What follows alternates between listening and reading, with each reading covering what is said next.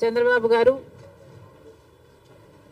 కూటమి కలిపి చేసిన వాగ్దానాలు ఎన్నో ఉన్నాయి. అందులో భాగంగా సూపర్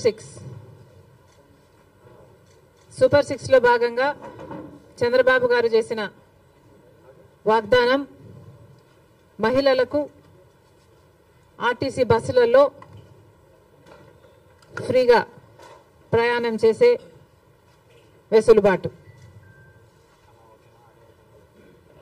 మరి చంద్రబాబు గారు నెల రోజులైనా ఈ చిన్న వాగ్దానాన్ని ఎందుకు నిలబెట్టుకోవడం లేదో సమాధానం చెప్పాల్సిన అవసరం ఉంది. ఎందుకంటే సూపర్ 6లో భాగంగా చంద్రబాబు గారు మహిళల కోసం చేసిన ఈ వాగ్దానం చాలా ప్రాముఖ్యమైంది. ఇది మంచి పథకం కాబట్టే అటు తెలంగాణలో ఇటు కర్ణాటకలో అమలు చేసిన ఈ పథకాన్ని చంద్రబాబు గారు కూడా సూపర్ 6లో భాగంగా చేర్చడం జరిగింది. మరి తెలంగాణ ప్రభుత్వం రేవంత్ రెడ్డి గారు కాంగ్రెస్ పార్టీ తరఫున ముఖ్యమంత్రి అయిన ప్రమాణ స్వీకారం చేసిన రెండో రోజే మహిళలకు, అమ్మాయిలకు, ట్రాన్స్జెండర్స్కు ఆర్టీసీ బస్సులలో ఫ్రీ ప్రయాణం చేయగలిగారు, అమలు చేయగలిగారు. అధికారంలోకి వచ్చిన 2 రోజుకి. కర్ణాటకలో కాంగ్రెస్ పార్టీ అధికారంలోకి వచ్చిన 3 వారాలకే ఆర్టీసీలో మహిళలకు ఫ్రీగా ప్రయాణం చేసే వెసులుబాటు కలిగించగలిగారు. అక్కడ వాగ్దానం నిలబెట్టుకోవడానికి కూడా వాళ్ళకి ఎక్కువ సమయం పట్టలేదు. మరి చంద్రబాబు గారికి ఎందుకింత సమయం పడుతుందో చంద్రబాబు గారు చెప్పాలి. ఎందుకంటే మహిళలకు ఆర్టీసీ బస్సులలో ప్రయాణం చేసే ఈ పథకం చాలా యూస్ఫుల్ కాబట్టే ఈరోజు లేవనెత్తుతున్నాం.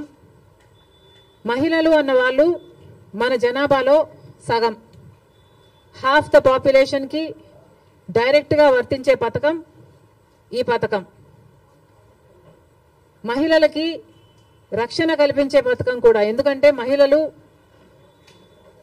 ఒక చోటు నుంచి ఇంకో చోటికి వెళ్ళాలి అంటే ఆర్టీసీ బస్సులో అయితే సేఫే కాకుండా ఈ పథకం ద్వారా ఫ్రీగా అయితే మహిళలు ఎక్కువ ఆర్టీసీ బస్సులలోనే ప్రయాణం చేసే అవకాశము వీలు ఉంటుంది. కాబట్టి వాళ్ళ పాపులేషన్ ఆర్టీసీ బస్సులో ఎక్కువ అయితే, సే ఫర్ ఎగ్జాంపుల్ ముందు భాగంలో మొత్తం మహిళలకని రిజర్వేషన్ ఉంది కాబట్టి మహిళలు ఎక్కువ భాగం అయితే, మోస్ట్ ఆఫ్ ద బస్ మహిళలు అయితే వాళ్ళకు సెక్యూరిటీగా కూడా ఉంటుంది. కాబట్టి మహిళలకు పనికొచ్చే పథకం ఈ పథకం. మరి ఈ చిన్న పథకాన్ని అమలు చేయడానికి చంద్రబాబు గారికి ఇంత సమయం ఎందుకు పడుతుందో, దీంట్లో విధి విధానాలు ఏముంటాయో, పరిశీలించాల్సింది ఏముంటుందో మాకైతే అర్థం కావటం లేదు. ఎందుకంటే విధి విధానాలు దీంట్లో పరిశీలించి చేయాల్సింది ఏముంటుంది? మహిళలు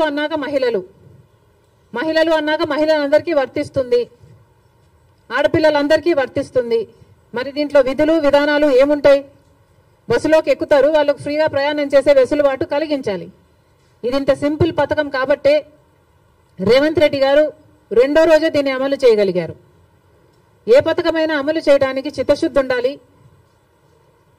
రాజశేఖర రెడ్డి గారికి ఆ చిత్తశుద్ధి ఉంది కాబట్టే రాజశేఖర రెడ్డి గారు ఉచిత విద్యుత్తు అంత తొందరగా మొదటి సంతకంలోనే వాగ్దానం చేశారు. కాబట్టి విధి విధానాలు ఏమీ ఆలోచించకుండా మేనిఫెస్టోలో పెట్టిన అంశం కాబట్టి వెంటనే అమలు చేయడం కూడా జరిగింది. మరి అలాంటప్పుడు మహిళలకు ఇంతగా పనికొచ్చే ఈ పథకాన్ని చంద్రబాబు గారు ఇంత సమయం ఎందుకు పడుతుందో సమాధానం చెప్పాలి. ఇవే కాకుండా చంద్రబాబు గారి సూపర్ 6లో మిగతా పథకాలకు కూడా చంద్రబాబు గారు వెంటనే అమలు చేయాలని డిమాండ్ చేస్తున్నాం. ఈరోజు కొత్తగా నిన్న చంద్రబాబు గారు ఇచ్చిన జియో ప్రకారము అమ్మకి వందనం అనే పథకం, అమ్మకి వందనం అనే పథకంలో చంద్రబాబు గారు వాగ్దానం చేసినప్పుడు ప్రతి తల్లికి ఎంతమంది బిడ్డలుంటే అంతమంది, ఒకరుంటే 15,000 వస్తుంది, ఇద్దరుంటే 30,000 వస్తుంది, ముగ్గురుంటే 45,000 వస్తుంది, నలుగురుంటే ఏకంగా 60,000 వస్తుంది అని చంద్రబాబు గారు ఊదరగొట్టి మరీ క్యాంపెయిన్ చేశారు. మరి ఈ స్కీమ్కు విధి విధానాలు ఎలా ఉంటాయి? చంద్రబాబు గారు నిన్న విడుదల చేసిన జీవోలో అయితే ప్రతి తల్లికి అని రాశారు. అంటే ఈ పథకం ప్రతి తల్లికి 15,000నా లేకపోతే ప్రతి బిడ్డకు 15,000నా? చాలా కన్ఫ్యూజింగ్ గా ఉంది. ఈ సాక్షి పత్రిక అయితే ప్రతి తల్లికి 15,000 మాత్రమే, అంటే ఒక్కరికే ఇస్తారు, తల్లికి ఇస్తారు, ఒక బిడ్డకు చొప్పునే ఇస్తారు, మిగతా వాళ్ళకందరికీ ఎగనామం పెడతారు అని సాక్షి రాయడం జరిగింది. మరి చంద్రబాబు గారు దీని క్లారిటీ ఇవ్వాలి. ఈ పథకం వర్తిస్తున్నది ప్రతి తల్లికి 15,000 లేకపోతే ప్రతి బిడ్డకు 15,000? చంద్రబాబు గారు వాగ్దానం చేసినట్టు ప్రతి బిడ్డకు 15,000 ఇవ్వాలని,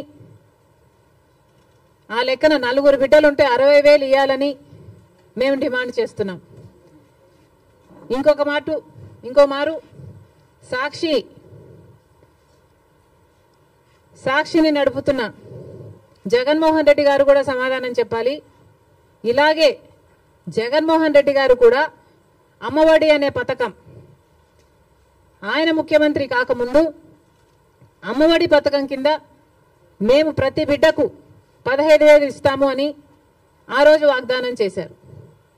తర్వాత ముఖ్యమంత్రి అయ్యారు జగన్మోహన్ రెడ్డి గారు, ప్రతి బిడ్డకు 15,000 ఇవ్వలేదు, ఒక్క బిడ్డకు మాత్రమే. అంటే ప్రతి తల్లికి 15,000 అన్నట్టుగానే జగన్మోహన్ రెడ్డి గారు కూడా వ్యవహరించారు. మరి జగన్మోహన్ రెడ్డి గారికి ఆ వాగ్దానం గుర్తులేదేమో ఈరోజు చంద్రబాబు గారు గురించి రాస్తున్నారు. జగన్మోహన్ రెడ్డి గారు కూడా ఇదే వాగ్దానాన్ని ఇచ్చి మాట తప్పడం జరిగింది. తల్లికి 15,000 అని అనకుండా ఆ రోజు బిడ్డకు ఎంతమంది బిడ్డలుంటే అంతమంది బిడ్డలకు 15,000 ఇస్తాము అని తాను చెప్పడమే కాదు, జగన్మోహన్ రెడ్డి గారి తరఫున క్యాంపెయిన్ చేసిన నేను కూడా, నాతో కూడా అదే వాగ్దానమే చెప్పించారు. ఆ రోజుల్లో నేను కూడా జగన్మోహన్ రెడ్డి గారు ఈ పథకాన్ని అమలు చేస్తారు అని నమ్మి బాయ్ బాయ్ బాబు క్యాంపెయిన్లో నేను కూడా ప్రచారం చేయడం జరిగింది.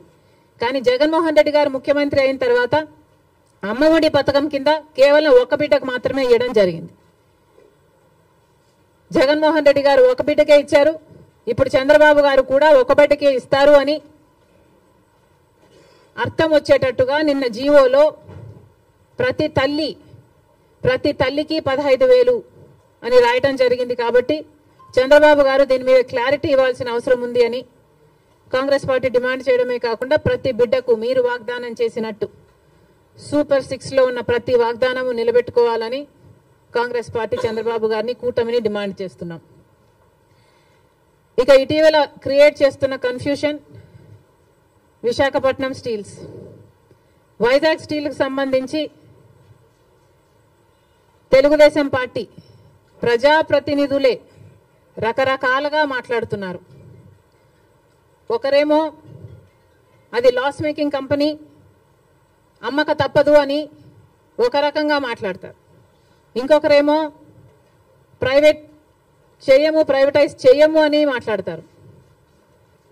అసలు విశాఖ స్టీల్కు ఇంత ప్రమాదం ఎందుకు వచ్చిందో ఆంధ్ర రాష్ట్ర ప్రజలందరూ కూడా ఆలోచన చేయాలి. అధికారంలో ఉన్న బీజేపీ పార్టీ అయితేమి, ఇక్కడ అధికారంలో ఉన్న చంద్రబాబు గారు అయితేనేమి ఆలోచన చేయాలి. అసలు వైజాగ్ స్టీల్కి ఇంతవరకు క్యాప్టివ్ మైన్ అనేది లేకుండా పోయింది.